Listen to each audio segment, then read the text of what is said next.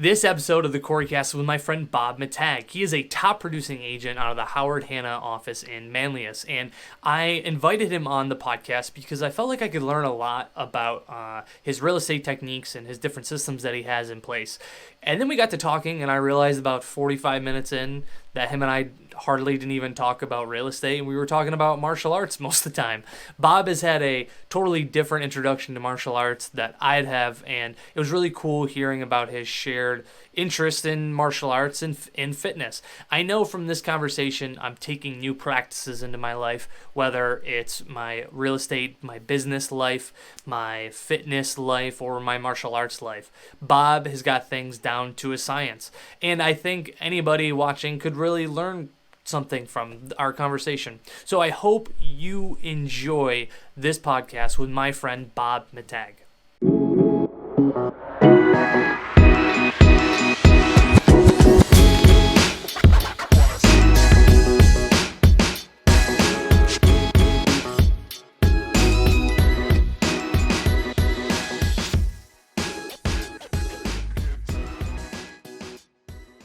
What's funny is because I didn't even realize you've done Muay Thai. Like, how long have you done martial arts in general?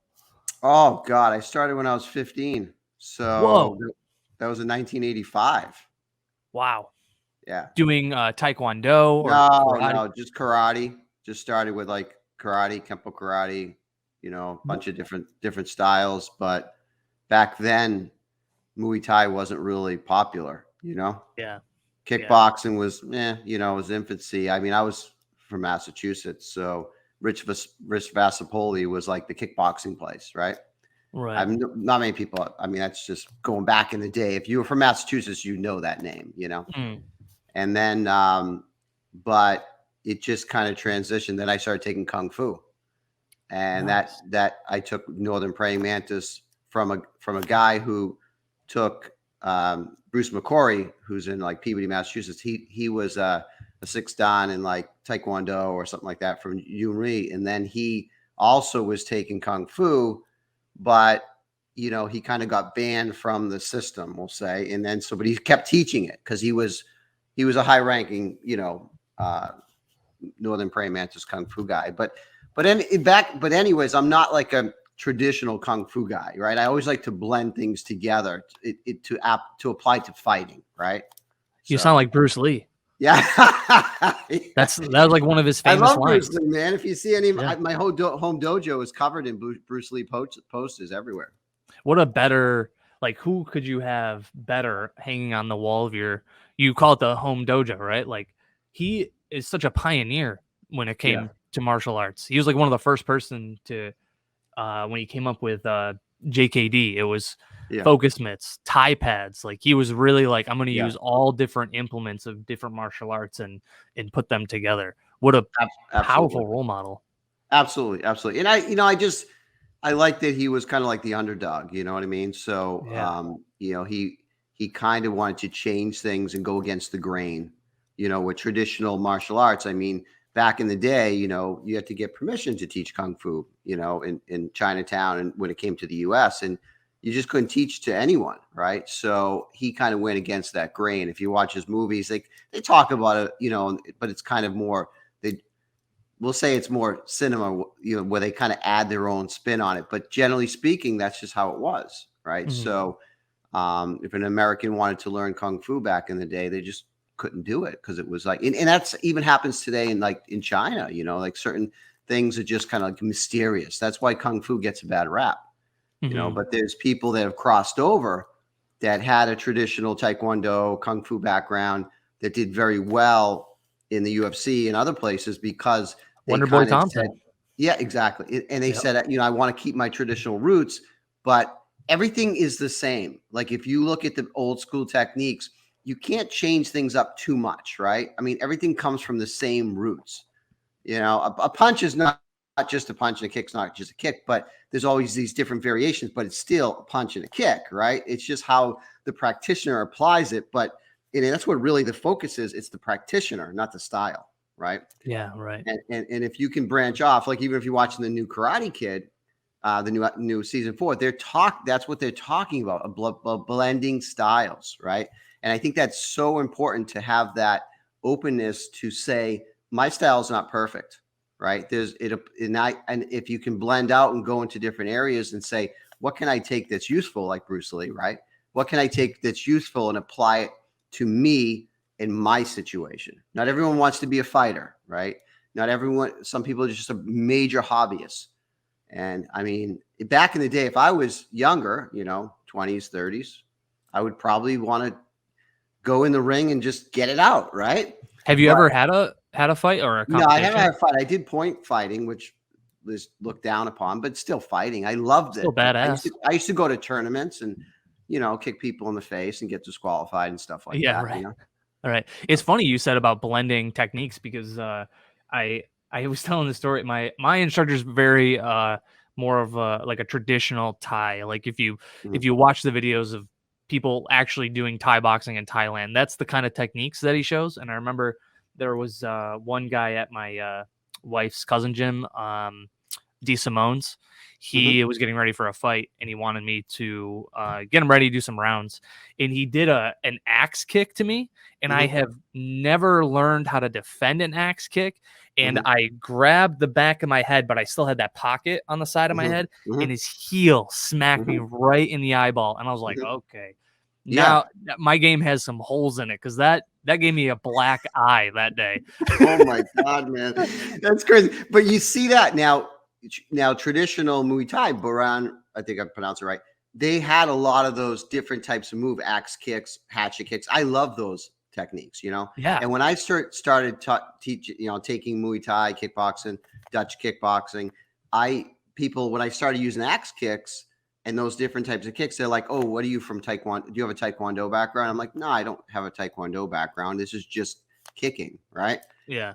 But I think you can blend those styles. And that's why if you go in on social media into a lot of these private groups that are Muay Thai focused and you do anything from the norm of traditional standard Muay Thai, then people will say that's not Muay Thai. But Muay Thai even has different styles within that system. All right. So it's just Dutch, where do you come from? Like Sanchai, he comes from a different style of Muay Thai than someone else, right? Than Bukau, right? So there's all these different, I love martial arts and I look at all different styles. And obviously I'm not an expert, but I like to learn as much as I can at my age and try to be the best I can just for myself, mind, body. That's really why I do martial arts, Well, what was back in, I think you said 85, what was like the piece that really made you interested in martial arts to begin with?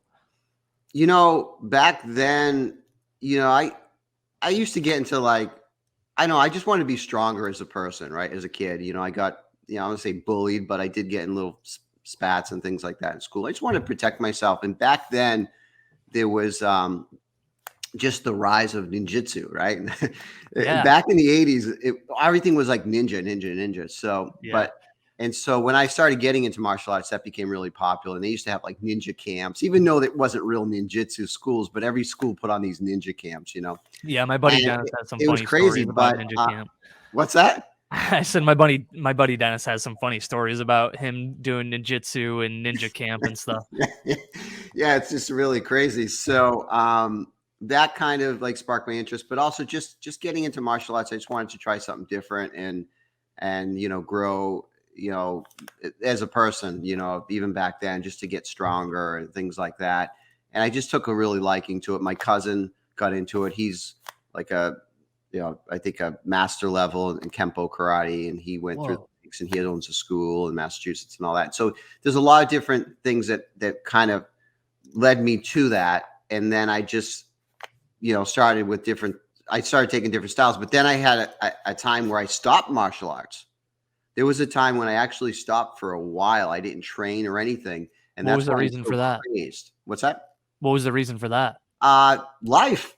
Yeah. Life got in the way, and I thought things were more important. Business, business, life, different things. You chase the dream, you have a family, and, other things come in your life. I dabbled in a little here and there, tried to pick it up, tried to get my sons in it to emulate through them and say, oh, okay, but that didn't, I just didn't really, like my son in Syracuse started taking Jeet Kune Do, right? And That's when they were at the mall. And then he didn't last too long with that. But I never said, I'm going to go do that. Right. That was a time in my life where I just kind of not gave up, but I didn't think I let other things take over my martial arts training, which was a mistake. Which is kind of funny because this is really probably the second time I think we've ever talked, but just through Facebook, like I get to know that you're just very adamant about like making sure you carve time to work out. It's so ironic that like that Bob in the past has now made this Bob today, because you love working out. Like you're doing it every single day, right? Every day. Every day. Yeah, every day. So far for 20 months, every single day, no breaks. Obviously, Sunday was supposed to be just a super stretch day, but I still work out. And sometimes every other Sunday, I'll hit pads. We'll go to the gym and my coach on private lessons, and we'll do a lot of pad work, technique work, things like that. He just puts me through a crazy workout for 90 minutes. You know what I mean? Nice. And so, but other than that, it's just become part of my life now that it helped me so much just health wise. Right. I mean, when you get older, you're not there yet, but when you get older, things start to change, your joints and things happen. So I want to remain flexible. I want to keep up with the youngsters at the gym, throw those axe kicks. You know what I mean? Yeah. Right. Really mess with them. Last night class, we're doing some nice, front teeps into low kicks, those types of drills. Right. And I'm like, yeah, this would be good with a jump spinning back kick, So, yeah. And then they're like, oh, what? You're already taking I could do this at home. I could do X, but no, but that's the whole other thing, right? So I kind of made my life part of my business life all together, where I said I want to change my environment. So when we bought the house we're in now, I have the home dojo. So I made it into it's over the garage. So I made that into a whole gym, we'll say. And then when COVID came, and things shut down, this was perfect. I just worked out there, and I still do. And now I transferred my lower half of the garage into a gym too. So my wife is really upset that I took over the whole garage, right?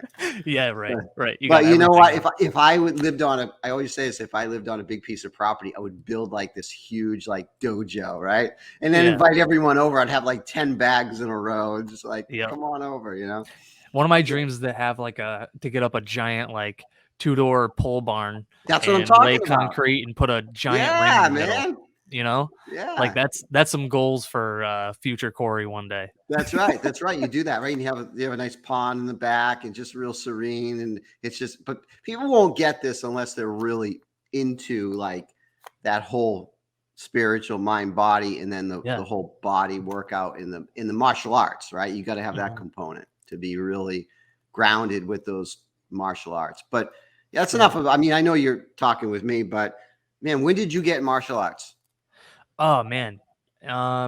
When I was younger, I was like, I think it was like 9. I was doing karate. It was at La Valley's. It was Mighty Morphin Valley's, karate. Yeah. It was like you could be like a Power Ranger, right? That was their whole shtick. Yeah. And we did it I think I did it for like a year, and then it was just too expensive for my family, and I was like, damn, I really loved it. It was a lot of fun. Yeah. And then fast forward to 2009, I was always watching UFC fights with my buddies Mike and Eric. Yeah. And then they were already training at Taikai. They're both doing Muay Thai. Mike was doing Muay Thai and Jiu-Jitsu. Okay. And I remember watching Anderson Silva versus Forrest Griffin. That was the fight that I watched that I was like, I have to get into martial arts. This was amazing. What I have to get back into this. What did Anderson Silva just do? And they were like, well, that's a form of Muay Thai. And I was like, what? He didn't even get touched. They go, well, Anderson Silva's probably one of the GOATs at the time. Yeah. And that's just how he is. And for me, it was like 2009. I think that fight was like in August or September. Signed up Taikai that year. And I've been doing it ever since. But I only did jiu-jitsu for like the first 3 years. Just because I didn't really have confidence to go on the other side of the school. You know what I mean? Yeah. And then probably, I would say, I don't know, 2012, 2013 was when I started doing jiu-jitsu. So been doing it ever since. And it's like you said, it's not a part of my daily routine. I don't get a chance to go every day, but definitely a part of my weekly routine. I get to do, absolutely. I get to do it twice a week, and that's good enough for me to feel good. Yeah. And with some workouts too. Yeah, absolutely, absolutely. I mean, as long as you incorporate it into your life, and that's the thing, and you can impact others because you teach and all that stuff, right? So, Right. I mean, Right. that's the greatest thing about it. And there's more and more people, I think, in the younger generation that want to learn, kickboxing, Muay Thai, that type of art, and jujitsu, especially. I mean, I've Yeah. never dabbled in that. It's something, yeah, I might do, but I'm a stand up guy. You know what I mean? Like, I mean, I just like that whole thing. I mean, not that I couldn't roll, but I'm a novice, like way down at the level, right? So Not only are you a I'll get stand-up tapped guy, out in a like you're a second, good guy, but you're also just like striking. So it's like it's a double meaning right there. Yeah, yeah, no, absolutely, absolutely. But like I said, I'm a hobbyist, so I mean, it's all good. But no, martial What is arts. really cool though is like you also are a big proponent. Like not a lot of people when they first think of martial arts, they think of the like the physical aspect to it. But there's also a whole other mental aspect to it too. Like you were talking about earlier, that it's like mentally good for you. Hmm. Like do you think that you doing martial arts every day improves your overall like attitude? Do you think you are quicker to think on things, or how does it make you feel mentally? Absolutely. I think it's the best, good drug in the world. I mean, people don't understand that when you exercise martial arts or do that high level, I mean, think about this. I mean, I remember the times, the days, like I said, when I kind of put martial arts aside, didn't exercise like that. And by 3, 4 o'clock in the afternoon, I was tired. I was ready to be crash, right? And I can tell you this. I mean, if I usually work out in the afternoon, that's my thing. Or at night, we go to class, right? So I kind of pick my optimal times. But I'll tell you this: if once I work out, I'm wired. I mean, my brain's Mhm. just like on hyperdrive, right? I can Yeah. be creative. I can write better. I mean, all those things happen when you exercise. It's just, it's a whole, it really opens up your brain. Anyone will tell you that if they exercise at a higher level, that there's something else that you feel, that's different. And it's hard to explain that to people, especially someone that just dabbles in it or they think they're exercising hard. You have to push yourself. It's an Mhm. intensity factor, right? Yeah. And you have to really tap into that. And it's almost like you in martial arts, the flow when you get in the zone, right? Mhm. It's the same thing. And if you can, tap into that in your life and have that carry over, then you can be more creative and you can Yeah. do those things in life. Yeah, it's funny because like you said like you get that the mental clarity, and last night when I went to jujitsu, there's always that point in the workout where your mind starts telling you, "Ah, we're done. We're tapped out. We're done for the day. Let's just call it quits right here." And I let that part of my mind win last night. I got Mm, to 5 rounds, so I rolled 5 rounds, and then I was like, "Oh my god, I feel terrible." And I let that part of my mind win. And on my drive home, I'm like, "I should have stayed for more rounds. I should have stayed for at least 3 more and make it to 8." You know what I mean? mhm. And it's funny is like once you push past that part, though, you never think of it. Like, if I just rolled one more round, it wouldn't have even been a thing in my mind. It just That's would have right. been, "Let's grapple. Let's do another one. Let's do another one. This is addicting." Rather than me giving into that temptation of Yeah. quitting. You know what I Yeah. mean? That's right. That's right. I call it the lesser self, right? You lesser self, you gave into your lesser self, and it just that little, inkling that like, oh, okay, I'm going to give up, right? And that you let that happen. It took control of your body. It happens in, combat sports and fights. Yep. People give up too early. And that's why some people they're better in the third round or fourth round, right? Than the Mhm. first. They do get better as they go because they're able to clear their mind. They're able to break through all those things where I'm getting tired or, I'm not going to win or whatever that is. And those are the same things like you can apply in life. I mean, Right. I think martial arts is awesome for people if they understand it. But everyone doesn't have the same goals. Some Yeah. people are using martial arts as fitness, right? That's why you see all these 9 rounds pop up and, title boxing, which I took for a little while to get back in shape, which was awesome. But, those are more focused to I want to get in better shape. Mhm. My technique doesn't have to be perfect. So there's all these different things, but in the end of the day, it's you're moving, you're doing something. So that I celebrate. and whatever it is, right? Right. There's some people who won't even do like a walk a day, No. So if you're out there doing martial arts and you're kicking stuff and you're doing 10 rounds, like applaud you, even if it was just 2 or 3, you know what I mean? Yeah, yeah. I'm always trying to plus I'm in this program that's called Grit, and we have to exercise every single day. That's also kept me why I started doing this, and we have to write every day. It's called it's actually called Story Athlete, right?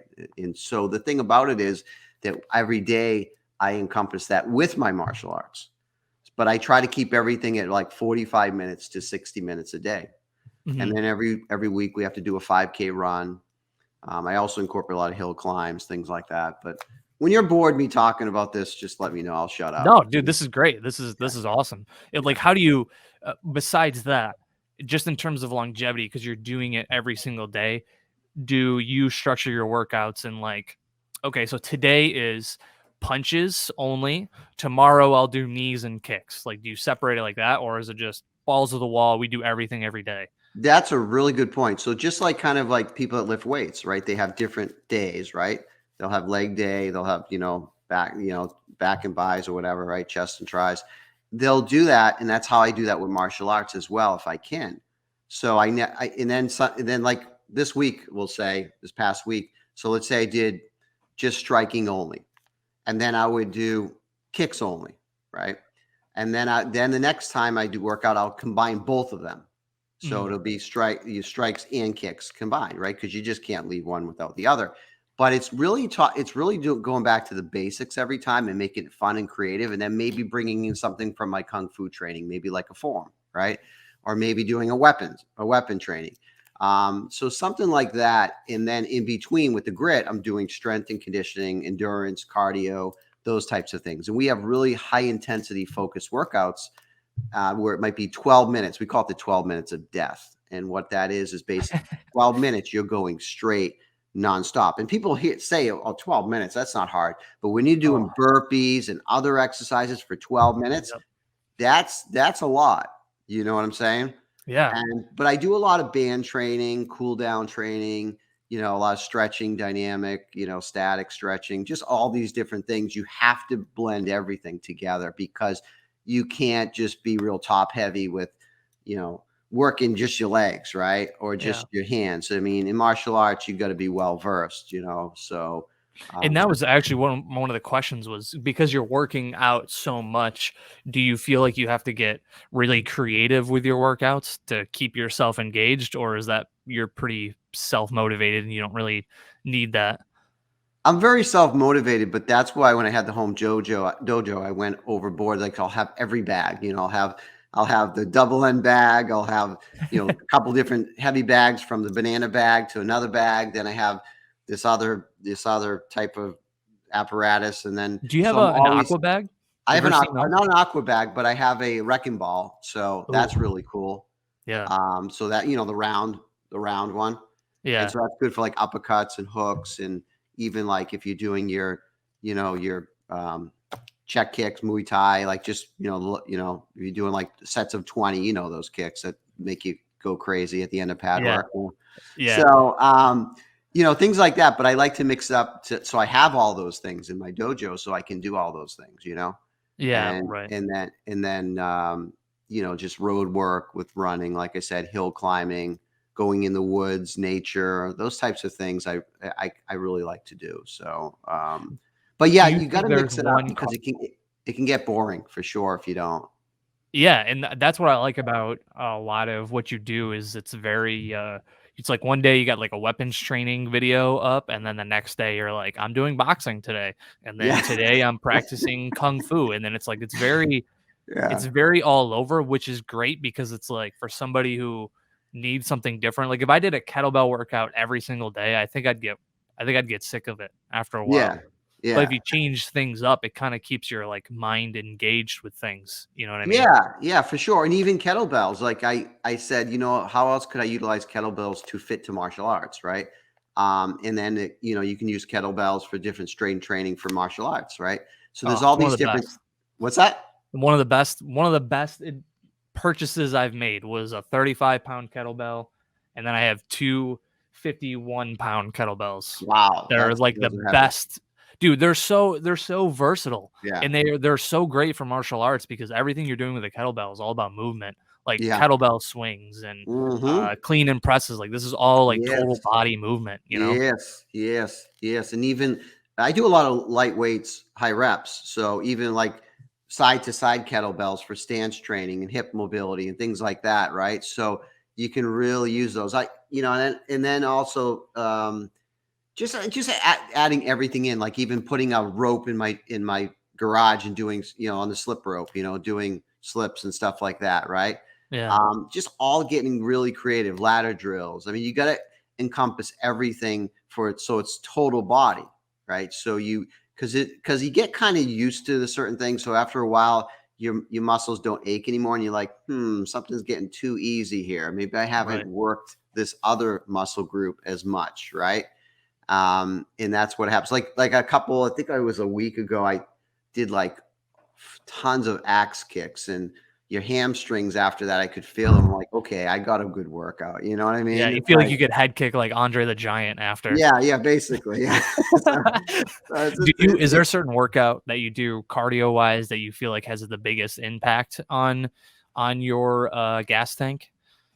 At one time I couldn't do a lot of bag work, but now I love bag work. And Mhm. I just love mixing it up from, really powered and to speed. But I would say just doing those basic movements like burpees and all that, like circuit training, like maybe running a quarter mile if I'm in my garage on the treadmill. Then after that, you have to do, you know, 2 minutes of bad work, run back on, then you're doing another exercise. So I love like that, mixing it up, circuit training and things like that. But cardio to me, I got so much. I'm getting better at it, we'll say, and it's something that you always struggle with, no matter where you're at. There's Yeah. always something else you can do that's going to challenge you. Like fight cardio is different than running cardio. As I Yep. always say, there's so many different versions of cardio because you think you're in shape until you try something new, and then you're Right. like, man, or you haven't sparred in a while, and then you go spar and you're changing, opponents, different students in the gym, and you're like, man, what's up with my cardio tonight? Hmm. Right. Right. It's Yeah, so funny how cardio is so different. Like you think like if you are getting ready for a fight, like running a 3K in the morning, that's always good to get the body moving and stuff. But like the cardio for boxing or Thai is also different than yeah, jujitsu cardio or yeah, biking cardio. Like it's just so yes. weird to me. Like you think like all this stuff would be all in the same because your heart rate's racing, your body's working, but it is completely different. It's so different. Absolutely, man. It's so different. Cardio is just like people don't understand it. Having that cardio, I mean, especially as you get older, you gotta work on it, and that's why I don't stop, because I know if I take a long break, it's gonna be hard to start up again. You know what I mean? Right.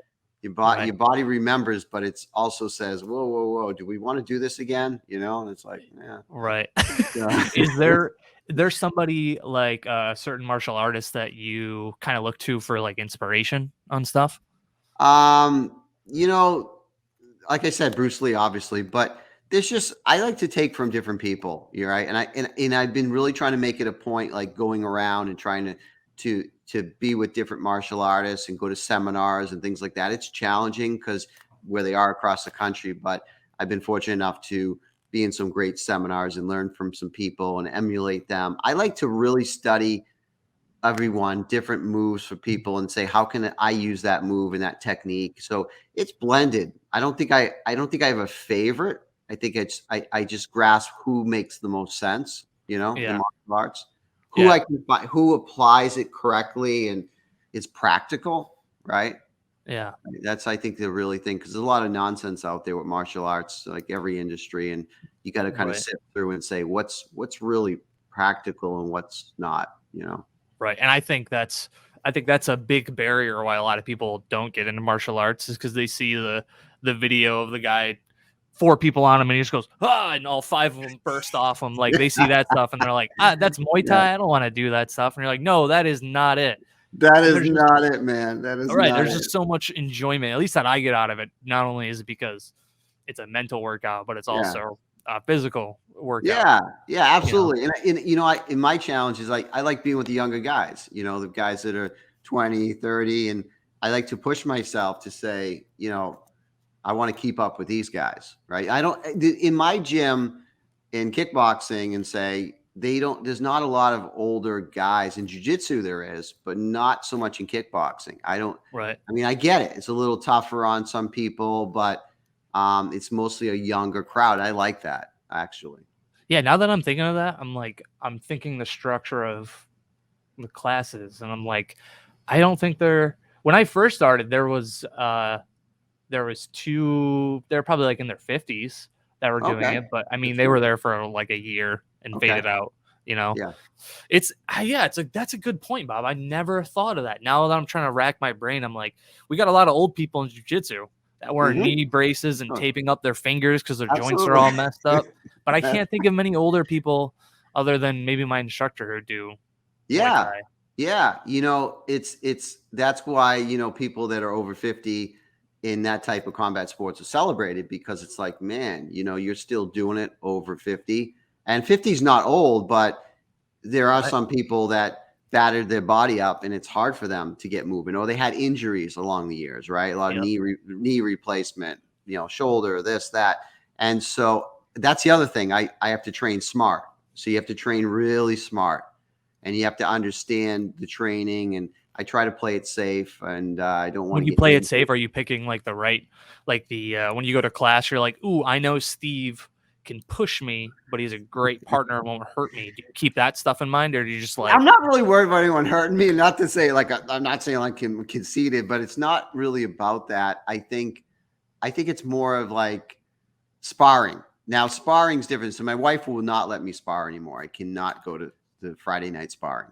No So sparring. no sparring for me. Not No even sparring. time sparring? No, just if we're in class and we're doing, back and forth drills and stuff like that, that's one thing.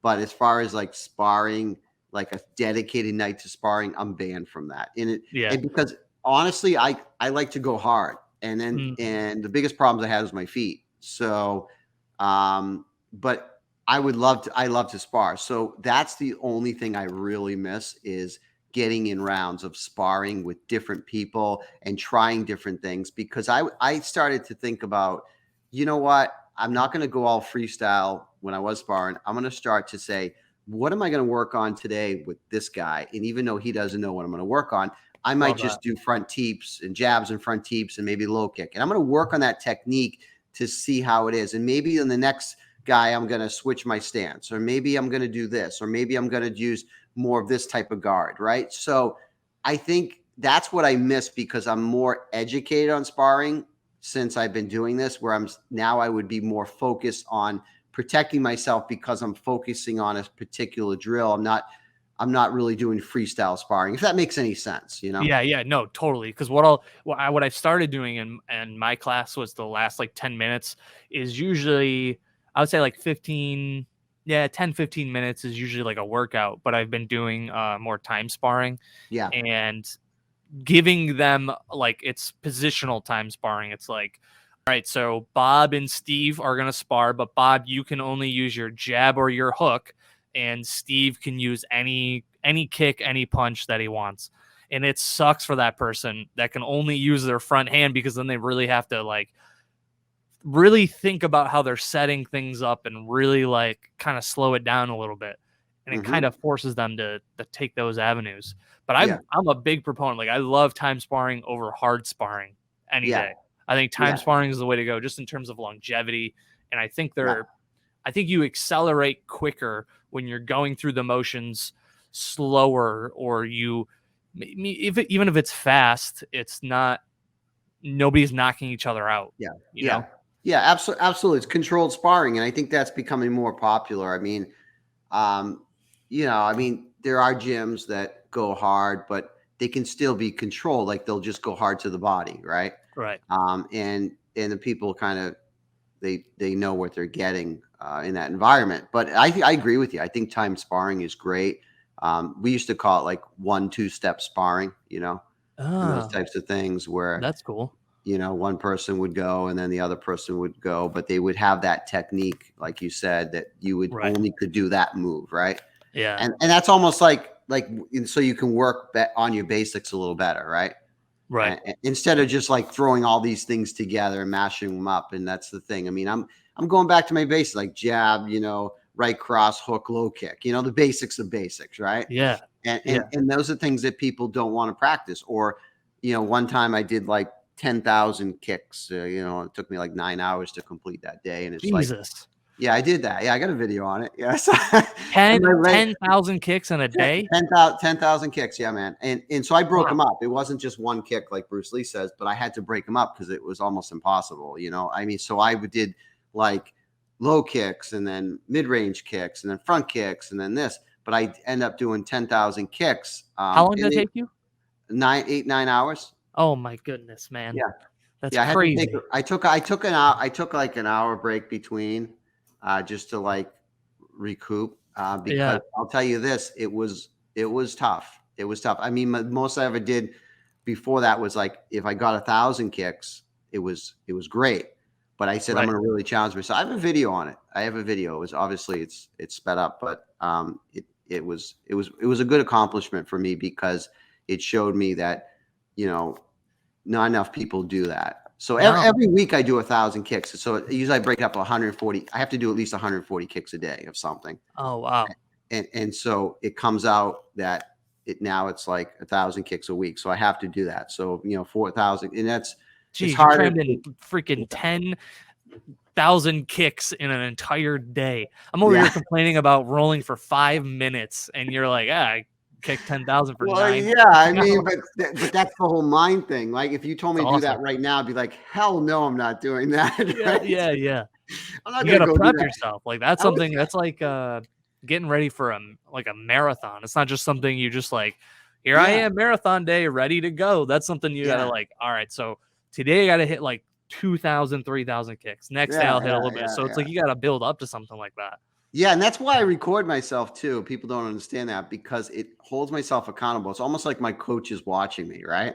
Mm-hmm. It's so it holds myself accountable. And also too, you get to watch yourself. Like that's probably one of the biggest things that I learned was being able to watch yourself is a game changer. Like if you're just shadow boxing without a mirror or no camera, it's still really good, especially if you shadow box with intention. But if you don't watch yourself, you don't get to watch and coach yourself when like, that's right. Oh, I throw my rear kick and my left hand drops every time I throw the kick. It's like, ooh, okay, I gotta man. Yeah, that's a rude awakening. I mean, sometimes I'm like, damn, I look good today, or damn, I look awful. Yeah.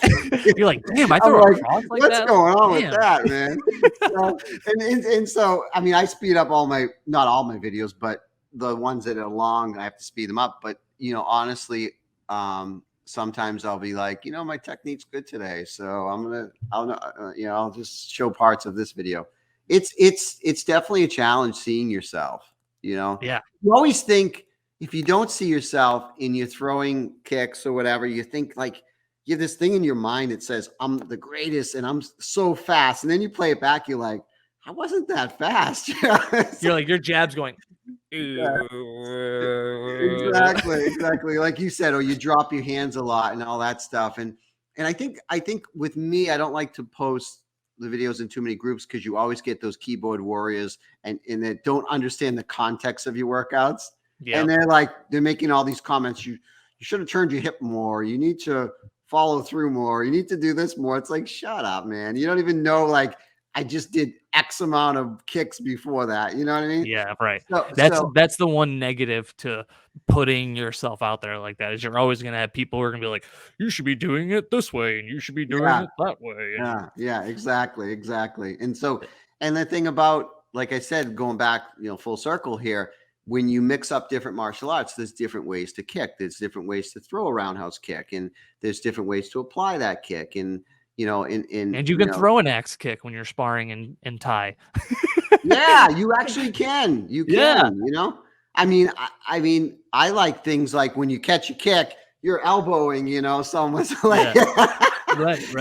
But that's just me, like But I can't do that, right? Obviously in the gym. But the point I'm trying to say is like, there's so many different things you can do that people don't understand because they don't understand because they haven't had that. We'll say that. that background in martial arts to say, okay, I know how to do spinning kicks, and I know how to do jump spinning kicks, and I know how to do this or that. And so, or different strikes, I'm still at the old school mentality. I love hammer fist strikes, right? So if I would, just boom, right to the body or something, right? So a lot of people are like, what is that? It's unorthodox. Or what's his back fist, Mm-hmm. And that's just me. And it's like, I'm not a fighter, so let me have fun, Yeah. So that's just kind of it. But it's hard because people want to keep the lineage in a school, and they want to keep it very traditional, and they want to keep it to their style, which I respect. Like my coach, he has a certain style, and I respect that, and I love it, and I like to emulate like him. But I'll throw other stuff in, and he'll be like, "Don't do that." And I'm like, "Okay, I won't." I won't, because I respect his teachings, right? Mm-hmm. And that's the thing, you have to respect your coach and where they came from and what they're trying to teach you. But then you have to understand that you can go further, with your mind, body, Yeah, that's one of my favorite things is when I teach on a Friday and say that I'm giving them like a certain combo. Like say we're doing like you're gonna go jab cross, you're gonna slip underneath the hook, step off to the side, and we're gonna hit a cross, right? That's the drill we're working. I always laugh when there's the guy that's like, "Coach, can I throw a kick after?" You're like, "Yeah, you definitely can throw a kick, right? Like that's a definite yes." But that's just not the drill that we're doing. That's all. The drill that we're working on. That's not the drill we're doing. Just stick to the plan. Just learn this drill. It's to your point. Like you could do that, and like there's nothing stopping you. But in the drilling purposes, I want you guys to focus on this because I want you to get that crossover. I want you to get the crossover to the guard, and not focus right now on leg kicks. We'll do that another day. Yeah. That's the one that always cracks me up. Yeah.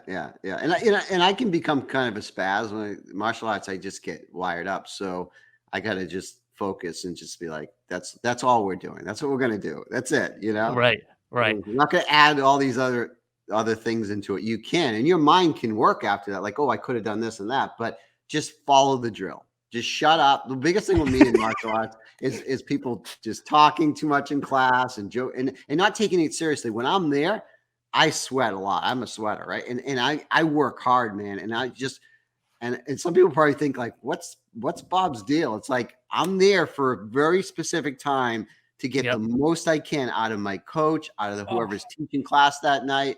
I'm just there to focus and just shut the hell up. I'm in the zone. I get it. I don't want to talk. Even like when we're doing leg conditioning, the other night, and we do this drill. You probably do it, just leg conditioning, right? Where someone's standing there and you're doing like a jab, outside low kick, and then jab cross, inside low kick, all those things, right? But there's people that are just like going really soft. Now this is leg conditioning, right? They're going really soft. They're talking about things, and I get it. Everyone likes to do it, but they're having this major conversation as they're doing it. I'm like, how are you possibly doing this workout, right? Dude, we're one and the same. I am the same way when I go to class. It's also that has been one of the focuses over the past, I would say, couple of years for me, because I felt like my time, especially with Ashton, is to get to Muay Thai is tougher for me. So when I do get to make it, I'm like, I can't mess around. Like I haven't been to an actual class in months. So I get this one Monday that I can go where the schedule's freed up. I am going to take it seriously because I might not get another class to go to another month, barring real estate schedules. You know what I mean? So it's like when I'm there, I'm locked in and I'm working hard. If I can leave there and I sweat my ass off, I have accomplished what I wanted for the day. That's like the biggest thing for me. And it's so funny you said that, because in my class, I'm always like, have a good time. I want you guys to laugh. I put music on so you guys have a tempo and a beat to hit things to. But at the same time, I'm like, guys, focus on the drill. I'm sorry, I love you guys, but I don't give a shit what you're doing this weekend. Practice your jab cross hook. Let's go. That's right. And they're there. They can't get mad at you. It's not like you're beating them with your stick like in the old days, right? Yeah. I mean, you're basically like there to really push people too, and push yourself as well. And I think that's something that just irks me. I don't know. It's just, I guess it's just me. I don't know. That's funny. No, it's two of us, man. It's two of us. You had said earlier, I forgot, I wanted to ask you, you had a chance to go around and check out all these cool different seminars. Is there one teacher that you had a chance to partake in their class that you felt you got the most out of, or that teacher connected with you the most? The last gym I went to was up in Toronto, Canada. It was Bazooka Joe, and The man. he's awesome. And it was a really rushed time I had there, and but I was able to get in a class that he was teaching. It was actually a beginner class, but it was really nice to be in that class and become a beginner, right? Because he does things very differently. And I was even stumbling. So someone would be like, yeah, this guy's a beginner. But it was really good to meet him, get some signed autographs from him on some tanks and stuff like that. So what was it about his teaching that you feel like clicked the best? I just like the way that he moves, right? And I like just like his concepts, and he's comes from a traditional background, Taekwondo. And he just understands that he blends a lot of that forward drills, but he always ends with a very powerful kick. And it could be a spinning wheel kick. It could be a high kick. It could be a low kick, but he just has a good movement about him, that he understands the mechanics of putting those combos together. That's what I really liked about him. And his structure on his gym was very good. I mean, it was like basically, it was really strange. So he has a bunch of parts to his studio, to his gym, but when the class, it's on a timer, and I notice he ends right on the dot, and the next group is lined up outside, like before you go in and take your shoes off. They're lined up in the lobby area, just lined up. So then when that class ends, they just file in, and then you don't get a lot of warm up, which was kind of strange to me, because normally I like to go to the gym and like warm up, like stretch, like sometimes at 30 minutes even before the class starts. I just like to do that. That's my routine. But there I was like, oh, can I go warm up? Oh, well, we don't really have an area to warm up. I'm like, wow, okay, this sucks, right? Yeah. I said to like go in cold, right? But you're in there, and then like within 5 minutes, the next class is starting. It's very rigid, but he's not a rigid guy. But when he's in class, he's very rigid. It's business. And that's what I really liked about his teaching. But he even said that he's like, I'm not trying to be a jerk, or I'm trying to be like that. That's just the way it is. And then, but we are there to learn, right? Right. No mess around time. And everything was very high, fast paced. There was not a lot of breaks in between each session, each thing he was teaching it. So it was like within that hour, you got an hour of workout, Yeah. Right. It was really good. That I really like that, because it's almost like he's setting the tone that he very much respects everybody's time. It's like, you're here for an hour. I'm going to cram as much as I can into the hour, because I want you guys to walk away with as much as possible. And I always felt like Joe didn't get the love that he deserved. I mean, he doesn't get any love. He's kickboxing. so underestimated. His channel is so awesome. I'm even on his subscription, a monthly subscription. It's so cheap. It's like $9.99 a month, $10 a month, and he delivers this content out every month. And like I watch the videos, and I'll incorporate those in my training. So that's another thing I do. That's the other thing I do, is I take from other people and say, oh, that's really cool. I'm going to work on that today. Right. Or I'm going to incorporate that type of training into today's, workout. Like for instance, in the Asian culture, it's the year of the water dragon, right? I'm water tiger. Sorry. And basically, so, coming up in one of my workouts, I'm going to do all tiger forms that I learned in my Kung Fu. Right. And that's going to be one of my workouts. So, but I'll tell you this, I mean, it's so awesome. Like that some people don't, well, I shouldn't say it's awesome. Some people get the recognition they deserve, but some people don't. And Bazooka Joe, his channel is so underrated. It's crazy. Yeah. The content that he produces is amazing content. And I use a lot of his workouts in my workouts, I think he was champ before Glory started really getting popular. I think he was champ like around the first few Glories. Yeah. And I remember when I heard Glory was coming on TV, man, maybe it was online. I can't even remember how I saw the first few of them. I was like, this is going to catch on in America. This is going to blow up. And it kind of just kind of flatlined. I mean, they have great fights. Yeah. But there's just something, I don't know what it is about kickboxing. It doesn't seem to entice people like like MMA It does. it doesn't. Even like the one, one and like you said, Glory, it doesn't entice people. One, yep. Just like Muay Thai, people don't understand it. And they're amazing fights, even more entertaining than the UFC if people really got into it, right? Yeah, I mean, right. it's amazing fast pace when you're seeing some of those fighters. It's just amazing. Especially And in Thailand, a lot of people don't even realize that these people are fighting literally every single I weekend. know. I Every single know. weekend, you have a fight. So Yes. your training has to be vastly different than Yeah. the Yeah. UFC fighter who fights 3 times a year. Like, Yeah. that style is so much different, and it's so exciting to me. It's It's so so, exciting. like It's so yeah, exciting. it's amazing. I know Thai has heavy roots in betting and gambling, and that's not, like, for me. For me, it's like watching that first round.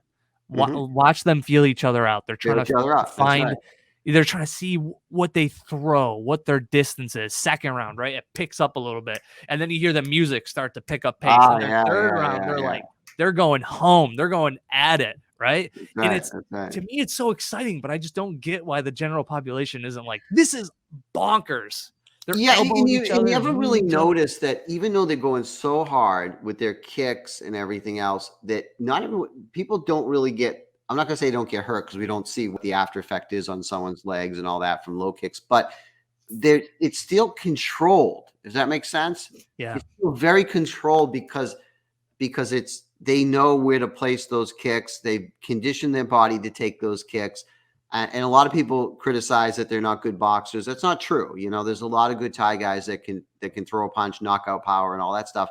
But it's very precise and controlled for the points and all that stuff, how they score. But it's very controlled. But they're still delivering powerful shots to the average person. They'd be devastated. Yeah, Devastated. absolutely. And it's that mentality that, like, hey, I got a fight next weekend, and if I get cut with on my forehead, I can't get a paycheck for 6 weeks until it That's right. heals up. That's right. So that's like this train of thought is so much different than I know. like the UFC. Like, I keep going back to UFC, but I mean, a a good fighter fights 3 times a year, right? That's like a Yeah. best. I would say average is probably 2 times a Yeah. year.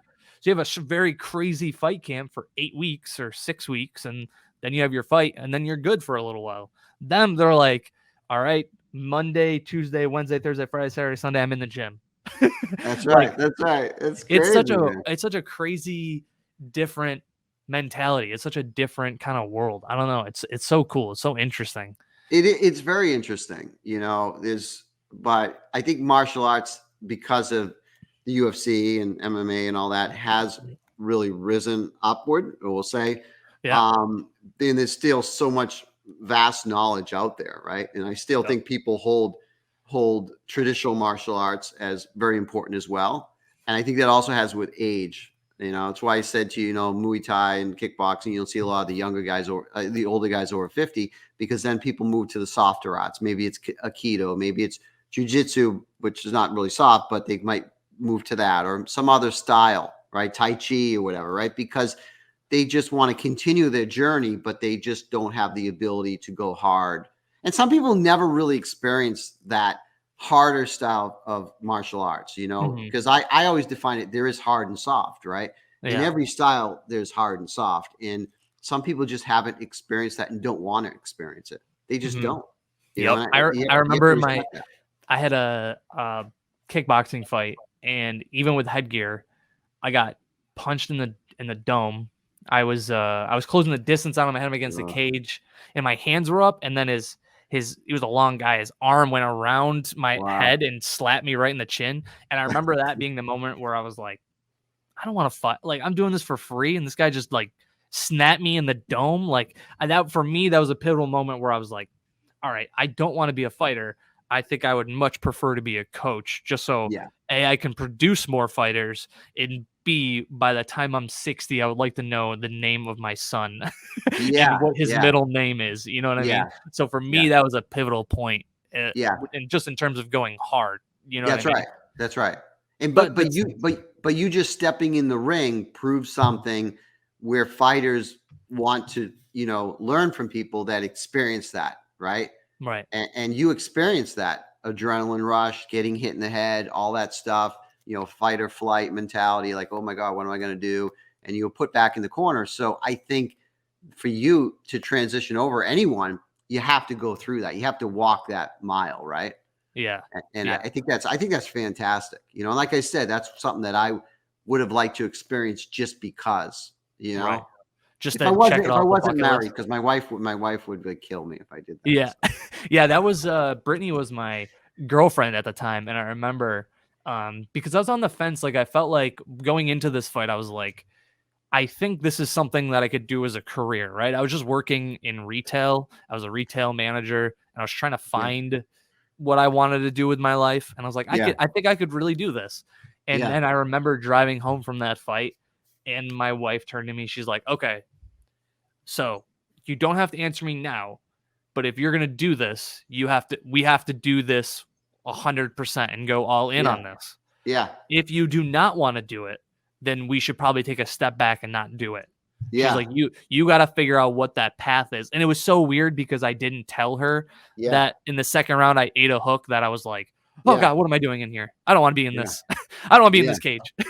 There you go. There you go. Hey, I got to plug in my computer. Hold on a second. Yeah, sure. No problem. So I know this is a long thing talking about martial arts, but what else do you want to talk about? I was planning on talking about real estate, but holy yeah, cow, just talk about it briefly. Like I said, I love martial arts. I don't know if you edit this got video sucked down the rabbit hole of martial arts. It was it's a rabbit hole, man. If you get into martial arts, but even real estate's a big rabbit hole with me. I kind of like to do things a little differently, you know. Well, this is a good point because this is part of the reason. Well, I would say this, yeah, definitely part of the reason why I want to talk to you because you're a very advocate on your agent hybrid method, right? And Yeah. you'd been doing that for a while. What are you able to explain what the hybrid method is and go into a little more detail what that looks like? Yeah, you know, which is something that I'm going to be writing about today, which is becoming so common with a lot of agents is in the last mastermind groups I've been in recently, because I'm in a bunch of them. Everyone's just talking about this work-life balance, right?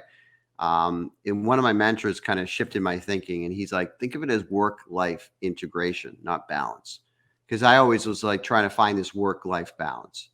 So when I got into real estate, back in 2006, I was a hustler. I hustled hard.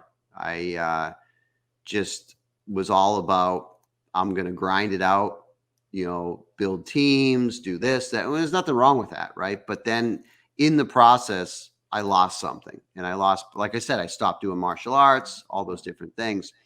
And so I was always searching for this, balance. And then I finally just said enough was enough. And that's when I said, you know what?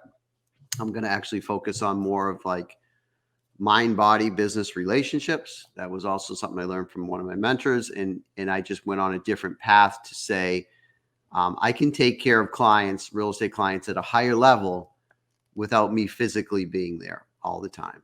And so the agent hybrid method is about basically running a remote business, not so much like a virtual business, but a remote business where you can still take care of your clients to a higher level. And I believe, and I know you're in real estate, so this is no offense to anyone listening to this that's in real estate, but I believe even at a higher level, because one of the things I've learned through real estate, doing all these transactions in Syracuse, was I was wearing so many different hats. I was running around, being all things to all people.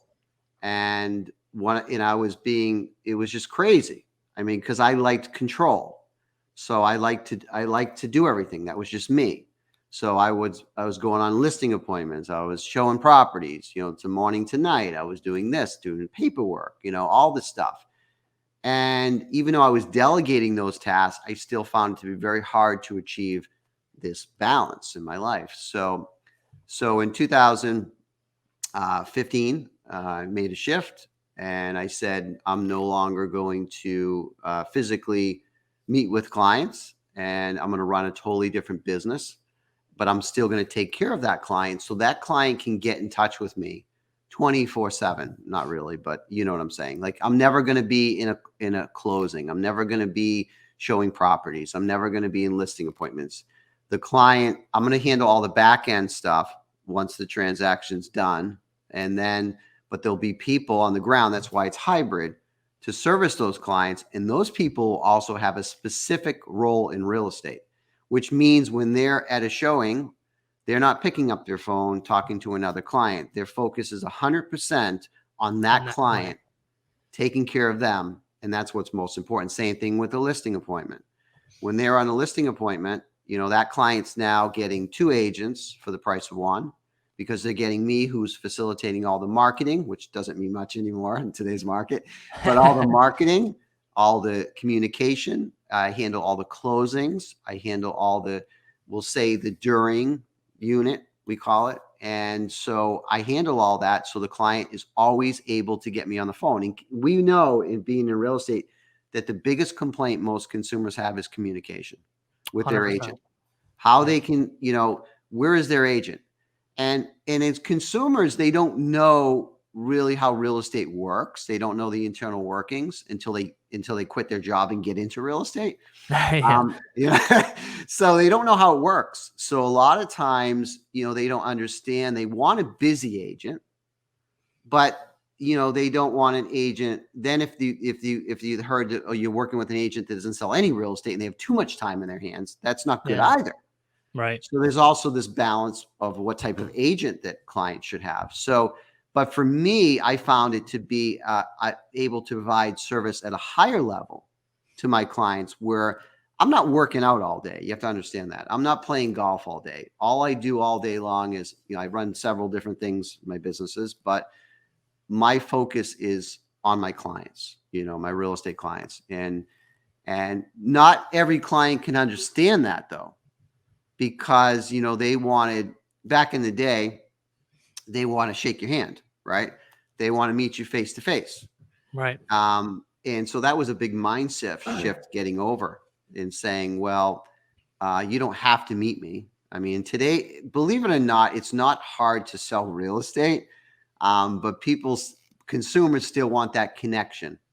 But if you have someone that's good on the ground, that's the hybrid part, like I said, and they emulate you where you're not on the ground, then all that works together, and the client's getting, actually, like I said, double the care, right? Right. And so it's hard for a lot of agents to understand, because they're not there yet in their business. And I understand that. And they're not there yet in understanding where the market's going, we'll say, with technology and the future of real estate, where more and more things are going to happen this way, where there's less interaction, unfortunately, less human interaction, right? And when this happened, when COVID hit, I was already doing my hybrid thing. So already 5 years into it. Yeah, everybody else scrambling around like, oh, we got to do these virtual open houses now, and we got to do this, and we got to do that. And I'm like, oh God, it's not that difficult. So you're like, you were doing this for 5 years. Yeah. For about 4 years. It didn't faze me, right? I was just like, yeah, whatever. It's business as usual. The only bad part was no one could meet anyone, right? Yeah. But as far as Zoom calls and stuff, I've been doing that, right? So when someone calls me, and even if you weren't doing what I do, it's good to just get on a quick Zoom call with someone and talk with them and say, hey, I'm Bob, right? Like, even when I email, I have a service where a lot of my emails that go out, I hit a button on my email provider and it creates a video and it goes out to them, right? Nice. So that's automatic. So they're getting an email saying, hey, I'm Bob. I just sent you the listings, or whatever, right? I mean, there's so many different things, right? And then I learned about, you don't have to create all this busy work that agents create. Agents love to be busy. They love to just like hustle it out. Like I said, be busy.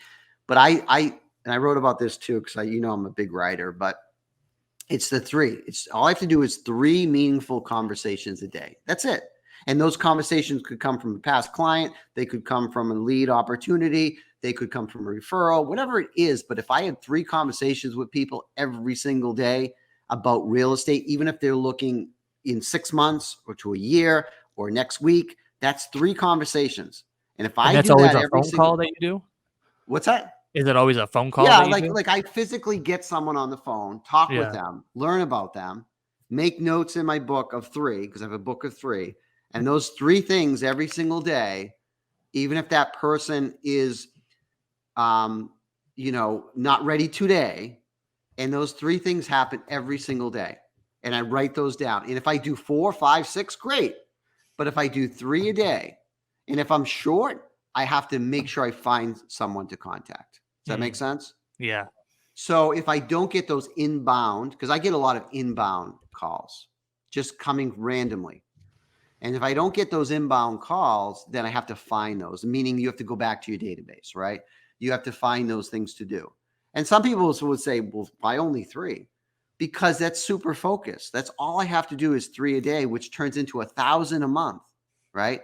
And even in you're not going to convert 1,000 people. There's not even that much homes to sell every month. But my point is that even if you're at a 5 to 10% conversion rate, you're still doing 50 to 100 transactions a year. Wow. If you focus on that. And that's it. And that takes away a lot of like constraints of like, I have to do all this busy work with sending out mailers. Now that could be one of your pillars where you're doing farming, you're doing this, or maybe I'm not an advocate of open houses, but if you're doing open houses and you're collecting a name and phone number, or you built a really good connection at that open house, that's one of your people for the day. Right. Mm-hmm. Right. So there's all these different ways to get those people, but the biggest thing agents need is conversation. So that's my whole other piece of it. How can I run this business effectively? By building these systems or just managing and being super focused with my tasks every day. And that's kind of what I do. I cut a lot of the fat out, a lot of the marketing I used to do. I mean, I'm going to get more creative in this year and do a little more, push the envelope a little, but in general speaking sense, it's very super focused stuff. That's all. Is that the only thing is that the only part of your daily routine is calling somebody, just real estate daily routine of calling 3 people every day? Or is there more pieces to the real estate?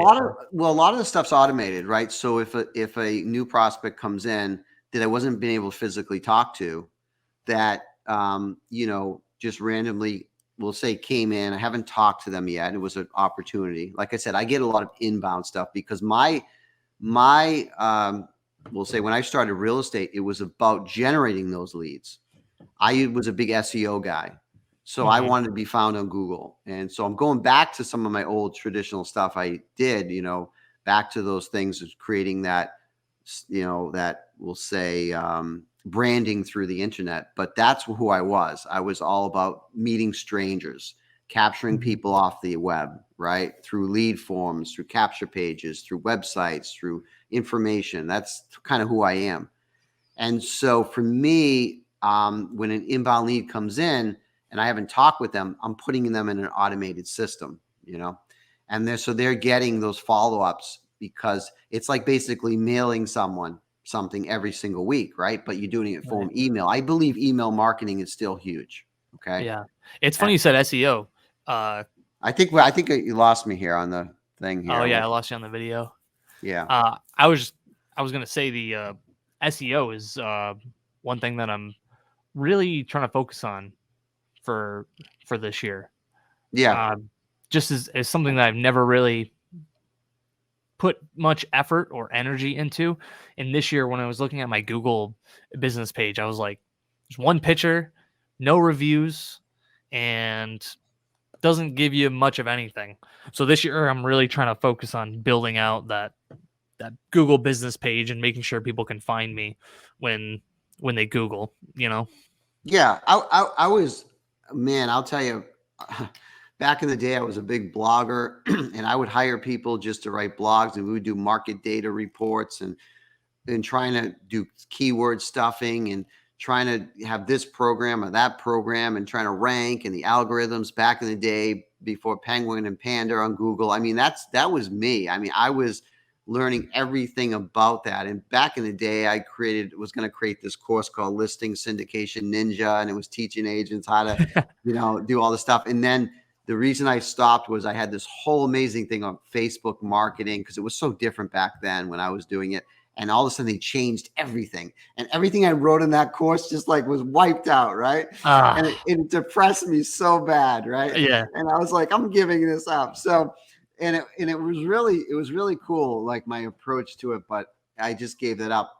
And then I found what I would do now, which is not really, I mean, I'm trying to help other agents become remote agents, but it's something I practice. You know what I mean? It's Right. not something I just did, right? It's Well, something I yeah, practice. I remember you had said on Facebook that you had started this in 2015.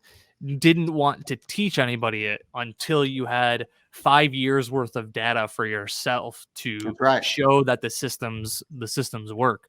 So now you're Absolutely. going into this teaching these people how to work totally remote. And now you have like a great data to provide them. What did you do to keep track of the data? Was it just like total closed volume, or was there a Well, I different was just metric? documenting my approaches of all my successes and failures, like what I would encounter with clients questioning, certain things and how I overcame that and building systems around it. How I better achieve those conversions and, what kept me on track, and what systems were more streamlined and what did I get rid of and what did I not need? Like a big part of that was Zillow. I was spending at one point like 6,000 a month on Zillow. Oh, You have to understand 5,000-6,000 a month. And a lot of agents, some agents I knew was spending 10,000 a month oh man, in Syracuse. I mean, that's that's crazy. crazy. And some agents are still spending a ton a month to feed their agents. You have to understand. And I'm not saying that you can't get a lot of business from that, but since that time, so much has opened up. And so I'm trying to teach agents like what systems work for me, what can work for you. And I always go back to the before, during, and after, right? So the before is the marketing, right? How do you attract people into your brand and all that stuff? And then during is the systems you have in place to keep them engaged, right? Maybe if they're not a client yet, if they are a client, like those different types of automated systems and programs and things you have to do. And then the after is what I really struggled with. Is that's like staying in touch with that client, follow up so they can repeat and refer you business. What closing gift systems do you have? So that was the last piece of the puzzle that I really had to get, really dialed into. But I think, I needed that time to really say, does this work? And I think since I've been doing it, it's about 400 sales personally I've done, with Wow. obviously the help of people on the ground with me, but which is a lot, Right. and being away, right? Yeah. I mean, if you In really South think of it, Carolina? yeah, South Carolina. So if you That's really, and that's that was awesome. really struggled. I didn't tell people that. That was the Yeah. other whole piece of this. It was that mind shift of like being afraid that they were going to judge me, and they Yeah. did. Yeah. And I hate to say this, agents judged me and threw me under the bus. I mean, I almost took, and I don't talk about this to a lot of people, but I had to almost like file complaints against agents, Mhm. Right. and it's I mean, what does unfortunate. it matter? I mean, it seems like the systems you had put in place is obviously really Well, effective. real estate's very competitive. So Yeah. especially nowadays, so when you're taking away someone's paycheck, they are Yeah. using different ammo to say, well, he's not local. Did you know he lives here? How can he Mhm. help you if he's doing this? Right. So there's that. It's unfortunate that happens, but it does happen. So I was just Right. talking to a guy that's interested in one of my programs, through the agent hybrid. And he's like, well, how can I position? I said, don't worry about it. You got to change your thinking. I was the same way. And now this is how I approach it. Right. Mhm. And this is why it's better for the consumer. Right. I mean, like I said, every agent runs their own business. Every agent thinks they're the best, but I really believe that you can take care of your clients at a higher level. Now, if I was playing golf all day long and exercising and doing Yeah, martial arts, right. that's a different story. Right. Right. I mean, but in general sense, I'm there for my clients 24/7. Mhm. And you Right. can't ever say that someone's not getting care, right? Right. And here's the other thing. I mean, I'm not a new agent, so I've sold a home in almost every single neighborhood in Onondaga County, right? I know the market inside and out. If someone mentions a street, I'm probably like, I sold a house over there. I sold a house over there, right? So it's real easy for me to price properties, to sell properties, and Right. personally, and then you deal with a lot. Here's the other thing. A lot of times we deal with vacant owners anyways. You never meet the Yeah. person, right? Right. I mean, what's so different about that? And not only that, so many agents are taking vacations all the time anyways, who's really around 24/7, right? Yeah. I mean, Right. I'll be honest with you, but things are changing. But it took me a long time to overcome that mindset of, am I really, doing a service to my clients, Right. Right. Yeah. Well, it's interesting because I've I've been very fortunate in the 3.5 years that I've done real estate.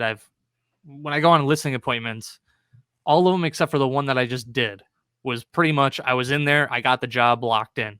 This past one about a month ago was the first time I was interviewing, and the sellers are very open about interviewing 2 other agents. And I was very I was prepped. I was locked and ready to go, and I'm ready. I'm just waiting for their response. They said when they got back from vacation, they were going to reach out to the agents, let them know who got the bid. But I have been sitting on edge, hoping that I won it, only because it would be like a moment that you'd be like, yes, they liked me more. They liked me more, So it's like, how do you combat that kind of energy? Because I imagine you're constantly going up against other people, right? Well, I am. And, the person I have on the ground, he's really good with people, right? Todd? No, his name is Joe, but he's really good with people, and he has to secure the appointment, right? But I'm also on the front end talking with that client. They know me, but they also know they're getting coverage, right? They're getting people that, like, if someone wants to show that house, Joe's showing the house, meaning like if someone comes from a sign call or whatever, right? Right. But that person just has to know the system, that I don't have to be there. And that's the thing. Like, people sometimes want to have a feeling with that person in their house, how the dynamics are, are they a good match? And that's what real estate's about. A lot of times, and then other people, they don't care. Just get the job done. Yeah, right. But I will tell you this, experience today in real estate is not so important. Like, if you're an agent that sold 1,000 houses, the consumer doesn't care. Mm-hmm. They care more that, I like Cory.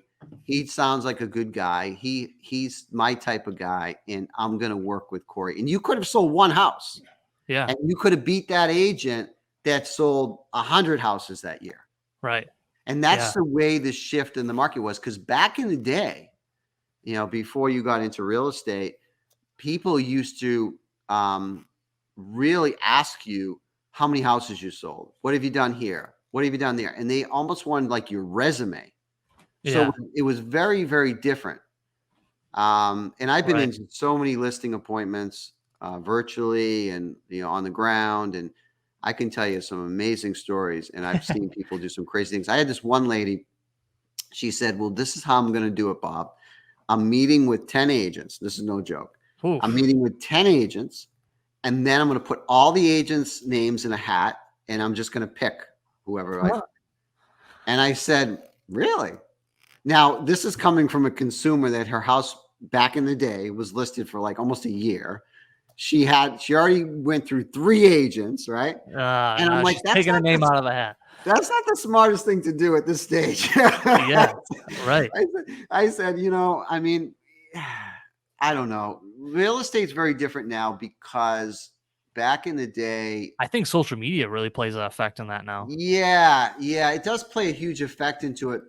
Back in the day, when the average home sale, days on market was like believe it or not, this is true, like almost 90 days. Okay? Wow. 90 days. So you as an agent had to show your marketing plan. You don't loosely today, you do. I mean, that's one big thing I'm about, always marketing someone's house, but you don't have to do that so much because houses selling so quickly. So price is a function of marketing. So if you price it correctly, it's going to sell, and you might not even get the chance to do this great marketing, right? Right. And so back in the day, you as an agent had a longer timeline that you had to show your relevance and importance as a listing agent. And I remember consumers, when you had a 90-day contract with them, or 120 days or 180 days, they were counting down those days to find another agent if you didn't do the job. And a lot of time the job was priced. Like, they overpriced it, and you overpriced it as an agent. Yeah. It was a very different market. I mean, Right. extremely different. And now it's super competitive. And I wish you well. I hope you get that call and they say, we're going to use you, because it's extremely competitive. You Yeah. know? Well, it's funny. It's because they even said when they gave me the tour of the house. Mm-hmm. What was so funny was she found me online and sent me an email. We connected through email, talked on the phone. And then I got to her house, and I never mentioned this to her. She was showing me, hey, this is the master bedroom. This is the spare bedroom. This was my son's room. And then here was my daughter's room that now we use as a workout room. And I go, oh, that's cool. You guys have some kettlebells and a bench. That's really cool. And she goes, I thought you would like this room the most out of anyone just because you do all that martial arts stuff. And I go, oh, how did you know that? She goes, oh, well, I found you online. And I'm like, and that is part of the reason why I keep everything public, because I want people to know who I am. And if that me doing martial arts got me an opportunity to interview for a listing, that's all I need. That's a check mark. That's a win. Right. You know what I mean? Even if they don't take me, even if they don't pick me, they pick another great agent. That's right. That I feel like I won there when she said that. I was like, yes, okay. So you do know what I like to do and my hobbies and reach, because I think in today's day and age, I think that matters to people more than how many houses you sold. Like, I think you're right. There is this crossover. Back in the day on social media, I remember, there was always this: you have to have a business page and you have to have a personal page. And I think those two have kind of merged a little together, where your business, and that's the whole thing with work-life integration. Your business is your personal life, and that's good and bad, because some people's personal life isn't the best for their professional life. Right. So you might, I don't know, right? They maybe get too much into politics, right? I kind of hold the middle ground, but they get too much into politics, so they have too much opinions, and they might attract that person, right? But in general speaking, you still have to be responsible on social media, right? Yeah. And martial arts is very responsible. So no one's going to say anything bad about that. But that was good that she searched you out, right? And said, I like this guy. Now, I don't know what people think about me. Damn, this guy works out too much. How's he going to sell my house? But they're going to think you're shredded underneath that hoodie, Bob. What's that? They're going to think that you're shredded underneath that hoodie. Yeah, exactly. Right. They're going to think that, right? So this is my Superman hoodie. So nice. But seriously, I think that you're absolutely right. And I, on social media, do a lot of different things on my personal page. And I think that I'm not afraid to do that. Right. I'm not afraid to tell who I am and those types of things, because that's just how it is. And I think more people have to be, as long as, like I said, I'm not doing things I'm not supposed to do, right? Because I think there is a crossover where some agents have gotten a little too much in the industry. Like, I'm not saying everything has to be suit and tie and professional all the time, but some agents are doing some things that are questionable. Which is fine too. I mean, to each their own, right? I mean, who am I to say, right? The guy who works. It's funny you said that, because I was talking to Jay Grow last week. He's going to be the episode before you, and we were talking about how there definitely is there's a legal and ethical way to do business, but there's so many different ways you could do business. Like, yours is very unique, because there's not many people, I feel like, who are doing that kind of not many at all. No. And then you have somebody like me who really focuses on social media aspects, and you have somebody, say Donna in my office, really loves mailers, so it's like everybody has their own kind of shtick, and they're all successful kind of in their own way. It's such an interesting business, because I don't know any other businesses that are like that. You're absolutely right. Real estate, there's no one size fits all, right? And it lets your personality shine a little bit more. Absolutely. I mean, not everyone's gonna, like my style, your style, and that's what's great about it. You can't be all things to all clients. That's the problem is there's not enough opportunities to get in front of those people, right? And that's why I do that 3 a day, because I have to sift through a lot of people to find the people that I'm going to work with. And that's the same thing with mailers. It's the same thing with everyone. So I think all agents are finding their systems. I mean, I always like to say, have be yourself through those systems and then have branches on like a tree. And each of those branches, I usually say you need to have 5 systems, right? That you work. And maybe 2 that you're working more than the others, right? Mm-hmm. And I think that's, and then a solid foundation, roots and all that stuff. So I think that's important, but you're right. I mean, you have to be yourself in a professional way, and people are going to like you for that. I mean, it's just the way it is. I mean, and I don't let it bother me anymore. If I don't get a listing and someone calls me up and says, I went with someone else because of whatever, I don't even ask why. I'm like, that's okay. It's okay. Yeah. It's okay. Yeah. But I used to You be don't even ask why. No, I don't ask why. Okay. Interesting. I used to be the type of agent that would. It doesn't bother me anymore. I used to be like, I'm curious. I mean, so why did you choose the other agent? And it was funny because sometimes I would in the past, I remember a specific listing appointment, and they said because the other agent had better marketing than you. And it was funny because at the time, this is back in the day, I was all about marketing. I mean, my presentation was top-notch marketing. And I said to myself, that's interesting. And I saw the agent that they chose, and that agent didn't do the same level of marketing. But in their mind, that agent conveyed the message that they are more proficient in marketing than me. Yeah. Right. Right. And I said to myself, maybe my delivery is not good. So sometimes the feedback is good. I didn't like in that situation. But nowadays, I know that I did everything I possibly could do. And that's not going to be a reason, why I'm going to keep trying to question my ability at this stage, Right. Right. And, I mean, obviously I love feedback and I improve on that, but I don't know how much more where I can go from here, Yeah. Dude, especially when you're doing hundreds of transactions. I thought 32 transaction was enough. I thought that was I mean, whirlwind. not my goal every year. Yeah. No matter if I was physically myself on the ground, I'd be a control freak, but then I'd lose my whole work-life balance integration thing. So I think my goal is still pushing. I want to do help 100 people every year. Right. And that's not a hard in today's market. It's a little tougher because I was always buyer focused. So when I could have done 100 transactions this past year, but so many people I couldn't get to get houses. Right. Yeah. Right. Like they couldn't get their offer accepted. They just, I wasn't going to, it was just a factor of the market. It's not because there wasn't enough opportunities or people in the pipeline. It was because they could not get houses. Yeah.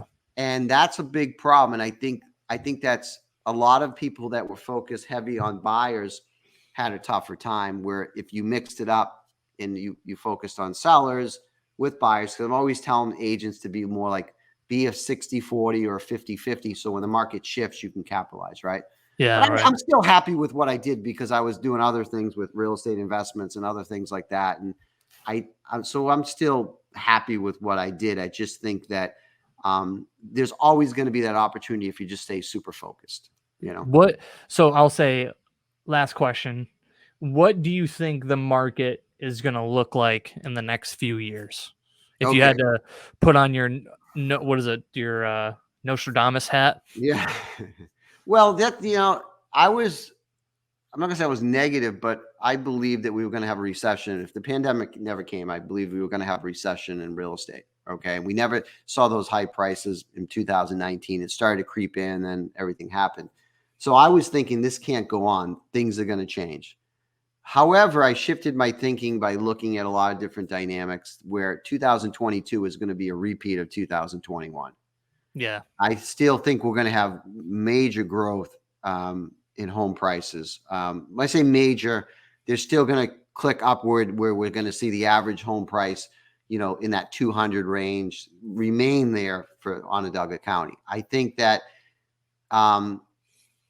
and I don't want to get too political here, but I would say that if certain things change on the front of, we'll say, money being spread around, things like that, I think things will kind of show the cracks will kind of show themselves, and things might change. But the problem, not a problem, but since prices have gone up so much, even if they come down, we're still at a high price point. that we never seen in Onondaga County, Oswego County, Cayuga, Madison, all that.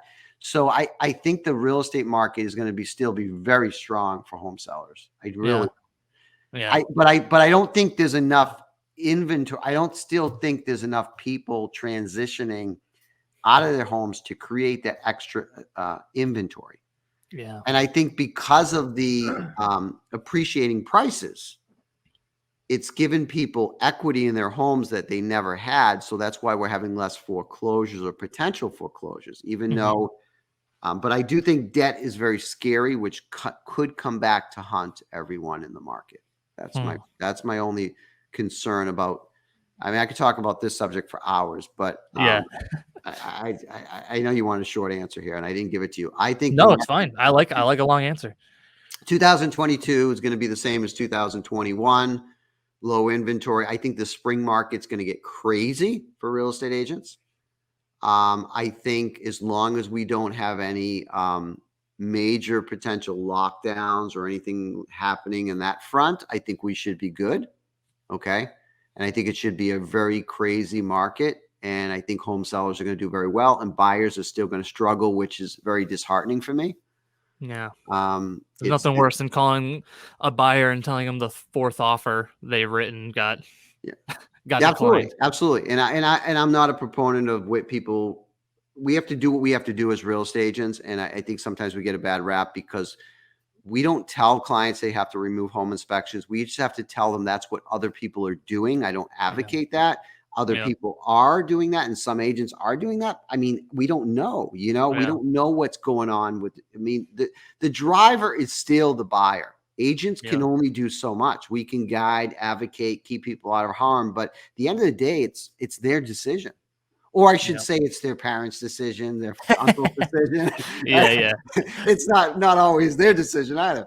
But that's how real estate's changing, and that's another whole subject too. For like, man, I love to talk about stuff. I like to write, and I think there's so much useful knowledge if people just kind of paid more attention and had more capacity to not so short-sighted, to really read and understand and take the time to really see what's really going on in the market in the world today, so that's all. Yeah. Amen. I love that. Dude, we just did an hour and a half. Can you believe that? Yeah, it's a long time. Yeah. It's a long time. Dude, I just want to say thank you so much for giving me an hour and a half of your time, dude. That's amazing. I really appreciate it, especially for somebody who's as busy as you. Thank you. I feel like I learned a lot, and I also, my heart is full that I got to talk martial arts with somebody who isn't from Taikai. You know what I mean? Absolutely, man. Absolutely. 100%.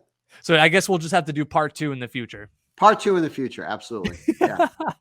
Thanks, Bob. I appreciate you, dude. Oh, awesome. Yeah.